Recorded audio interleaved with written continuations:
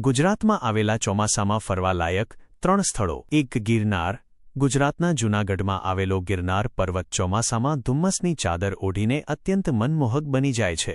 આ દિવસોમાં આજુબાજુનો વિસ્તાર લીલોછમ દેખાય છે અને ડુંગરોમાંથી વહેતા નાના નાના ઝરણા પ્રવાસીઓને મંત્રમુગ્ધ કરી દે છે। પ્રકૃતિ પ્રેમીઓએ ચોમાસા દરમિયાન એકવાર ગિરનારની મુલાકાત અવશ્ય લેવી જોઈએ। 2 સાપુતારા।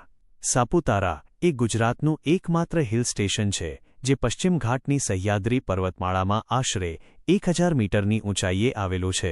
ચોમાસામાં આખો ડાંગ જિલ્લો જાણે ગુજરાતનું સ્વિટ્ઝરલેન્ડ બની જાય છે। પ્રવાસીઓ અહીંની અદ્ભુત હરિયાળી અને આહલાદક વાતાવરણ જોઈને મંત્રમુગ્ધ થઈ જાય છે। અહીંનો સનસેટ પોઇન્ટ, સાપુતારા લેક અને ટેબલ પોઇન્ટ જેવા સ્થળો પ્રવાસીઓ માટે મુખ્ય આકર્ષણના કેન્દ્રો છે। 3 પોલો ફોરેસ્ટ। પોલો ફોરેસ્ટ એ એક અદ્ભુત ઇકો ટુરિઝમ સ્થળ અને પ્રાચીન ઐતિહાસિક નગર છે જે ગુજરાતના વિજયનગર નજીક અરવલ્લીની પર્વતમાળામાં આવેલું છે।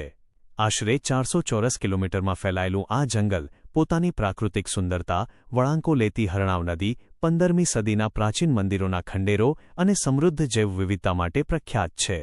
પ્રવાસીઓ ચોમાસામાં ખાસ કરીને અહીં ટ્રેકિંગનો આનંદ માણવા આવે છે। ચોમાસા દરમિયાન જો તમે સાપુતારા ફરવા આવતા હોવ તો તમારા માટે રહેવા માટે વનવાસો રિસોર્ટ એક શ્રેષ્ઠ વિકલ્પ છે।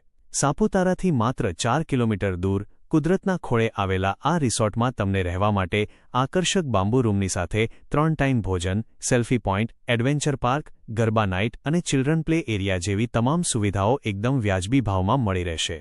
તો હવે રાહ કોની જુઓ છો?